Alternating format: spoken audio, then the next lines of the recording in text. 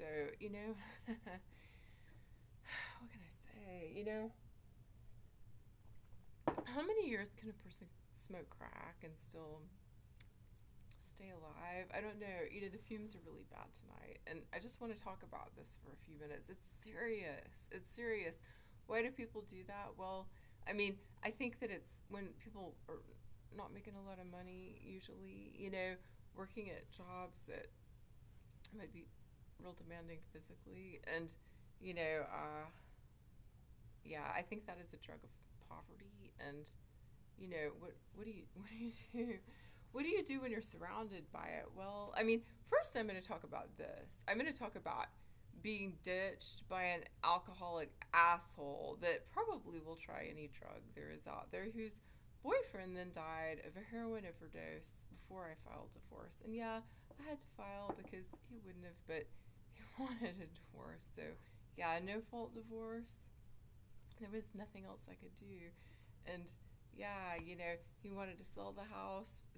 As soon as he moved out, I had nowhere to go with the dogs, which I told him, you're not taking either of the dogs.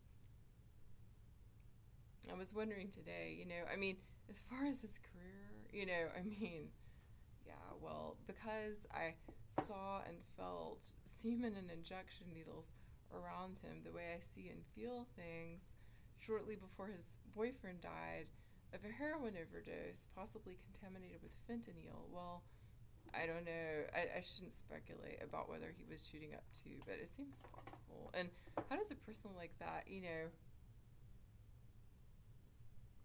maintain a career? I think he was trying to build a career. And yeah, I was all about helping support him. And he left. And yeah, I'm still putting my life back together over here on the other side of the tracks. And what I think can be described as a ghetto. And who doesn't love a ghetto? My mom grew up in a ghetto. Who doesn't love a ghetto? There's a lot of, at least it's real, But opening the back door tonight and smelling out the crack fumes were exceptionally strong. And then Garth wanting to be out there and not wanting to come inside, barking at the neighbor where the crack fumes are coming from. When I finally got him in, I sat down on the floor to hug him and feel, his cold ears. And I think he smelled like crack. He smelled, it's a burning rubber kind of smell. And he smelled his head and, his front legs above that smelled like, kind of like gasoline, like a petroleum product. And it feels real bad. I have to remind myself I ain't the one smoking crack, but that is affecting my dog, and yeah, it is affecting me too. And yeah, wow, what do you do? You know, I know this is a rant that I have done. I do it every now and then. There are drugs in the water from people taking pain pills. Why are people taking pain pills? Partly because there's so much emotional pain. Sometimes also a person has injuries from repetitive work, maybe in a factory, something like that. We could talk about intergenerational poverty, but emotional pain turns into physical pain. Then, a medical doctor is just like, here you go. And some people are immediately hooked, immediately addicted. And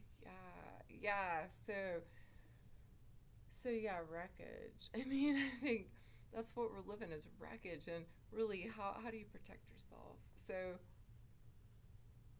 I mean, it's hard. A while ago, I talked about, when you're in the presence of law enforcement that might do harm to you. And what can you do? Well, you know, I don't know. Try to become invisible enough, perhaps. What about breathing drugs? I mean, what can you do? I mean, and my dog also breathing the drugs, and it's serious, and it's not something that is funny. I don't think there's humor in it. Where does the cocaine come from? Where is the crack coming from? And again, where does that addiction come from? Well, some people become easily addicted to some things. And, people working poor, living in poverty, and yeah, that's, so yeah, I don't know, is there anything else I should talk about right now? Didn't smell, every now and then I smell, you know, marijuana, and I mean, if you walk around the subdivision, you smell it, here and there, and also crack here and there, and now that medical is legal in Georgia, maybe there's more of it, and some of it is just, it smells so dead. It's just this skank. It's like that smells like there might be some danger nearby. All right, so that doesn't really smell. I don't know what. There's something about that. I don't quite understand that phenomenon, but what I know is my dog and I are surrounded. Well, not everyone is using hard drugs in this area, but it's a serious problem. That can be life or death. And when you are having to, I mean, I guess we could talk about poverty, and we could talk about people living in poverty and some of the stresses of living in poverty. And it includes physical stress on your body from toxins like that. And yeah, so many environmental toxins. Well, how do we survive it? I mean, I think some of it is I ain't fucking dying. I ain't dying, and I ain't getting sick. And yeah, I'm not real pleased about that, and it makes me very unhappy for my dog. But I ain't the one smoking it, and I have to remind myself, if I feel anxious, to calm down. Don't call the police because they ain't gonna do nothing. It's just gonna piss her off. All right. So, I mean, I'm not telling anyone else not to, but that is what I've learned.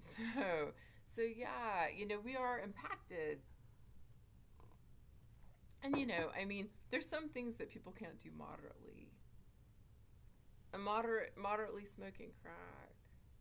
I mean, moderate drinking. Yeah, I have I have two or three friends who can do that. I mean, and yeah, of course I know people who can drink. I can't because I feel it right away. You know, there are plenty of people who can drink moderately. Um, when you mix that in with poverty, though, I mean, there could be some problems sometimes. I mean, yeah. It's not always poverty, though, but yeah, moderate, yeah, I mean, there absolutely are people who can drink moderately, but crack, I mean, there's some things that people can't do moderately. A prescription drug, there's some people who immediately become addicted, and that's, I wouldn't say a matter of moderation. A person is prescribed a drug, they take the drug. Well, some people are not going to become addicted. Some people actually are going to get sick from it and no, I'm not ever taking that again. And some people become addicted. So, yeah, there's prescription drugs, street drugs. What can people do moderately? What can people not do moderately? How do you protect yourself? Sometimes you can't, and so, yeah, staying alive. Well, I don't know exactly what's got her, you know, on the crack pipe a little stronger tonight, or maybe her windows are open more. I don't know what's going on, but yeah, that's unpleasant, and it does seem to stick to my dog's fur, and yeah, well, I mean, what do you do? I mean, again, some things people can't do moderately, and I think it's important to think about that.